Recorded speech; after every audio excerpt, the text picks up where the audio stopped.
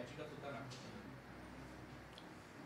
असं आहे की या विषयाची याचिका ऑलरेडी नागपूरच्या हायकोर्टामध्ये दाखल करण्यात आलेली आहे आणि आता हे मॅटर हायकोर्टामध्ये असल्यामुळे तिथं आता त्याची सुनावणी होऊन योग्य तो निर्णय होईल. त्याच्यामुळे मॅटर सबज्युडिस असल्यामुळे या बाबतीत बोलणं योग्य नाही. या सरकारमध्ये गेल्या 2 महिन्यात प्रचंड आरोप प्रत्यारोपांच्या फैली सुरू आहे मंत्र्यांवर. कसं बघता या सगळ्या प्रकरणात? ठीक आहे, जे काय आता आरोप होत आहेत त्याची गांभीर्याने दखल राज्य शासनाने घ्यायला पाहिजे. मुख्यमंत्री आहे, बाकी उपमुख्यमंत्री आहेत, त्यांनी घ्यायला पाहिजे.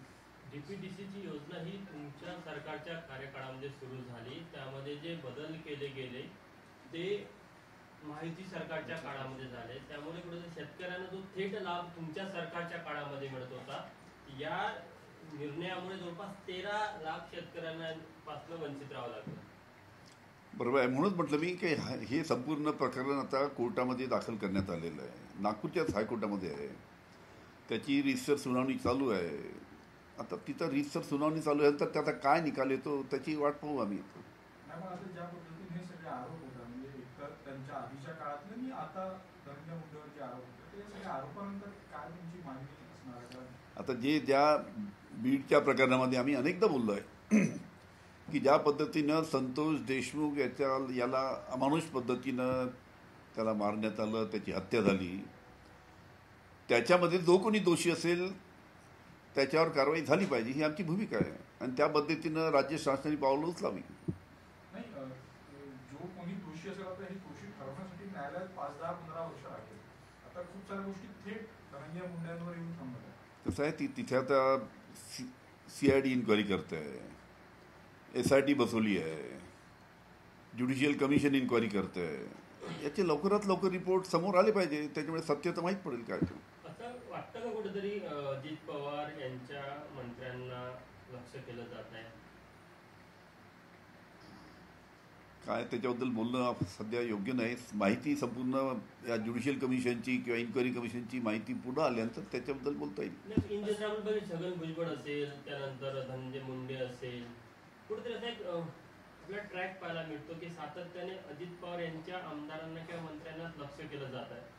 एक हिडन पद्धतीने अजित पवारांचा हा असं दिसतं असं की हे षडयंत्र भारतीय जनता पार्टीच्या माध्यमातून तर चालू नाही का, एका पक्षाच्या एका अजितदादाच्या पक्षाच्या नेत्याच्या विरुद्ध आपल्याच माणसाला आरोप करायला लावायचे असू शकतं याच्या बाबतीत. आता त्यांचं इंटरनल पॉलिटिक्स आहे, काय कोणाला मुख्यमंत्री व्हायचं आहे, कोणाला उपमुख्यमंत्री व्हायचं आहे, कोणाला मंत्री व्हायचं आहे. पण ज्या पद्धतीच्या घटना तिथे घडल्या त्याची लवकरात लवकर चौकशी झाली पाहिजे आणि जो कोणी दोषी असेल त्याच्यावर कारवाई झाली पाहिजे. आतापर्यंत जे दादा पाहायला मिळायचे ते नवीन सरकारमध्ये पाहायला मिळत नाही. ते फार बोलणंही टाळतात किंवा जे अग्रेसिव्ह होतो तो कुठेतरी दबला आहे का त्यांच्या मंत्र्यांवर टार्गेट केलं जातं? नाही, हे जे प्रकरण जर फास्ट ट्रॅकवर करून हे जर याची चौकशी करून लवकरात लवकर CIDची इन्क्वायरी करून किंवा SIT बसून त्यांनी चौकशी करून त्यांनी जर अहवाल दिला किंवा ज्युडिशियल कमिशनचा अहवाल लवकरात लवकर आला तर सर्व ज्या काही गोष्टी घडल्या त्या पुढे येतील आणि त्या पद्धतीनं जो कोणी दोषी असेल त्यावर कारवाई व्हायला पाहिजे. संजय राऊत यांनी म्हटलेलं की वर्षामध्ये काळ्या रेड्याची सिंग काढलेली आहे आणि इकडूनच काळ्या जादूचं प्रकरण म्हणून मुख्यमंत्रीकडे जात नाही. तुम्ही कसं बघताय या सगळ्याच्याकडे? आता संजय राऊतांची माहिती त्यांना मुंबईमध्ये असल्यामुळे त्यांना जास्ती माहिती आहे त्याची आणि ज्या संदर्भात ते बोलले तर त्यांना जास्ती माहिती असल्यामुळे बहुतेक बोलले असेल. आणि एक खरी गोष्ट आहे की आताबद्दल जो कोणी मुख्यमंत्री आहे तो वर्षा बंगल्यावरच राहायला जातो. आता देवेंद्र फडणवीस का गेले नाही वर्षा बंगल्यावर त्याच्याबद्दल संजय राऊत यांना माहिती असेल, त्याच्यामुळे ते बोललेत.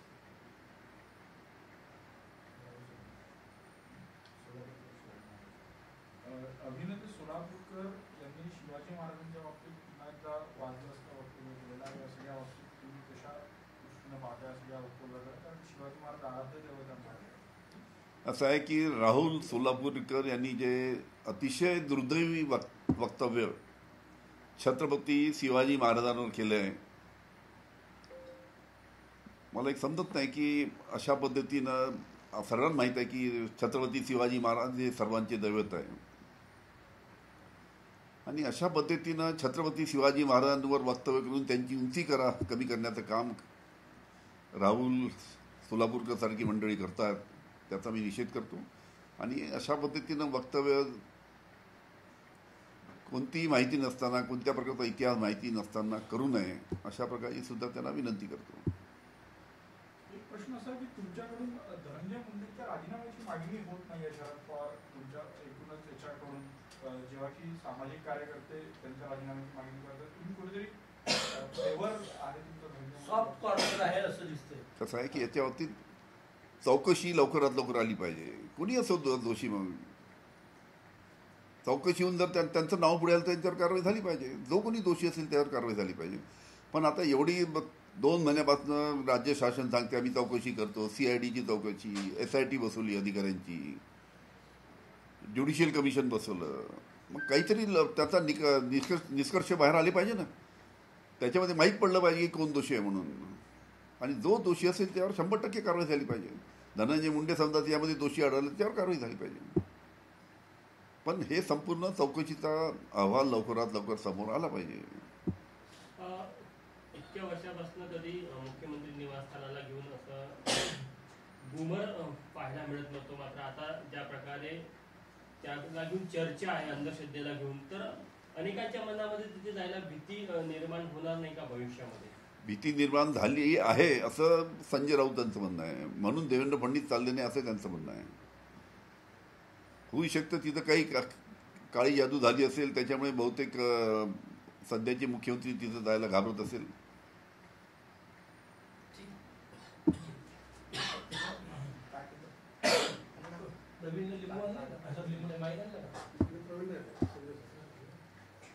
हे 70 लाख मतदारांचं घ्या ना. राहुल गांधी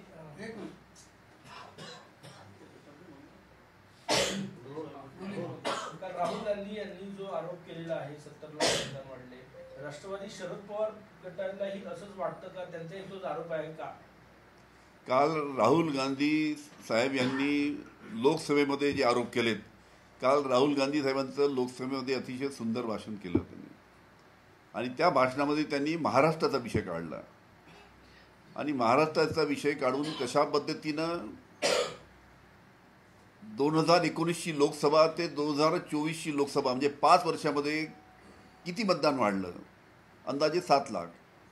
आणि 2000च्या लोकसभेपासून तर 2024च्या विधानसभेपर्यंत 4 महिन्यामध्ये किती मतदान वाढलं? 70 लाख. हे 70 लाख जे मतदान वाढलं म्हणजे 5 वर्षात फक्त 7 लाख मतदान वाढतं आणि 4 महिन्यात 70 लाख मतदान वाढतं.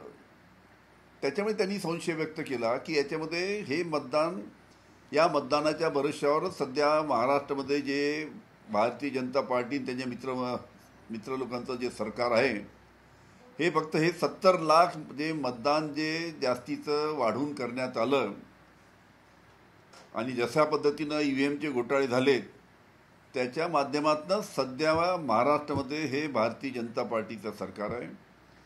त्याच्यामुळे त्यांनी हायकोर्टामध्ये सुद्धा आमचे ॲडव्होकेट प्रकाश आंबेडकर साहेब सुद्धा हायकोर्टामध्ये गेले. हायकोर्टाने सुद्धा इलेक्शन कमिशनला डायरेक्टिव्ह देऊन 2 आठवड्यामध्ये संपूर्ण माहिती द्यायला लावली. त्याच्यामुळे हे अतिशय गंभीर प्रकरण आहे. आज महाराष्ट्रामध्ये जे सरकार आहे हे सरकार EVMच्या माध्यमातून इथे आहे. हे EVM सरकार आहे. हे 70 लाख मतदान ज्या पद्धतीनं 4 महिन्यामध्ये म्हणजे 2024ची लोकसभा ते 2024ची विधानसभा या 4 महिन्यामध्ये कसं वाढलं, त्याच्या बाबतीत संपूर्ण माहिती इलेक्शन कमिशनने दिली पाहिजे. नावासहित दिली पाहिजे, मतदारसंघासहित दिली पाहिजे. तेव्हा या सर्व गोष्टी पुढे येतील. आणि आता सर्वीकडे चर्चा आहे, महाराष्ट्रामध्ये चर्चा आहे की हे सरकार जे इथे आलं हे सरकार EVMमध्ये घोटाळा करून आलेलं सरकार आहे. हे EVM सरकार आहे. आणि अशा पद्धतीचे अनेक प्रश्न उपस्थित करत असताना राज्य शासन किंवा केंद्र शासन किंवा इलेक्शन कमिशन याच्याबद्दल काही बोलत नाही. त्याच्यामुळे ही माहिती लवकरात लवकर पुढे आली 70 लाख मतदानाची तर माहीत पडेल की कशा पद्धतीनं महाराष्ट्राच्या 2024च्या निवडणुकीमध्ये घोटाळा झाला हे उघडकीस येईल आणि हे उघडकीस आलं नाही पाहिजे म्हणून भारतीय जनता पार्टी घाबरत आहे. तुम्ही सगळे आरोप करता, पण कुठले असं सॅम्पल आहे का तुमच्याकडे, म्हणजे कुठल्या मतदारसंघाचं की जिथे तुमच्याकडे असं ती यादी वेगळी आणि प्रत्यक्ष झालेल्या मतदानाची पर्सेंटेज वेगळी? असं आहे, तुम्ही प्रत्येक महाराष्ट्राच्या प्रत्येक मतदारसंघामध्ये पहा. 2019ची लोकसभा ते 2024च्या लोकसभेमध्ये किती मतदान वाढलं 5 वर्षात? 5 वर्षात जर फक्त थोडंसं मतदान वाढतं, 2000-3000 वाढतं, आणि 2024च्या विधानसभेत ते 2024च्या लोकसभेमध्ये 2024ची लोकसभा आणि 2024च्या विधानसभेमध्ये समजा 15,000, 16,000, 20,000 वाढतं. तर 5 वर्षामध्ये 2,000 वाढतं आणि पुढच्या 4 महिन्यामध्ये फक्त तुमचं 15,000, 20,000 वाढतं. हे कसं काय होतं? हे कसं काय झालं?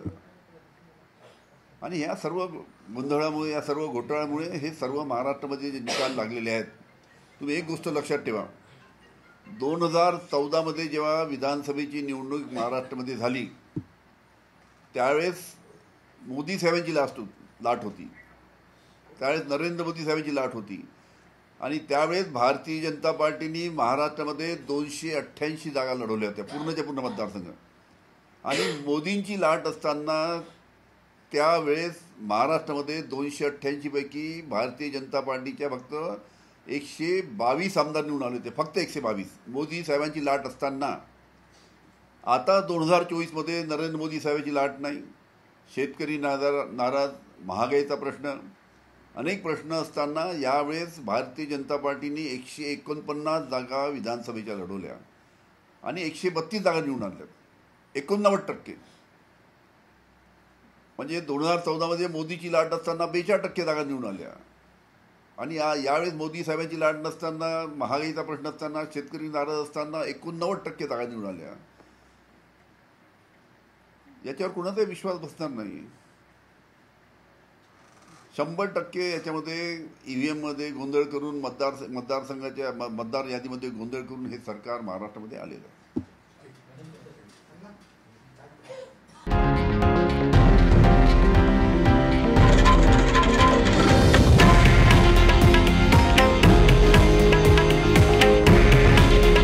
हे आहे देशातील नंबर 1 न्यूज नेटवर्क आणि आपण पाहत आहात TV9 मराठी.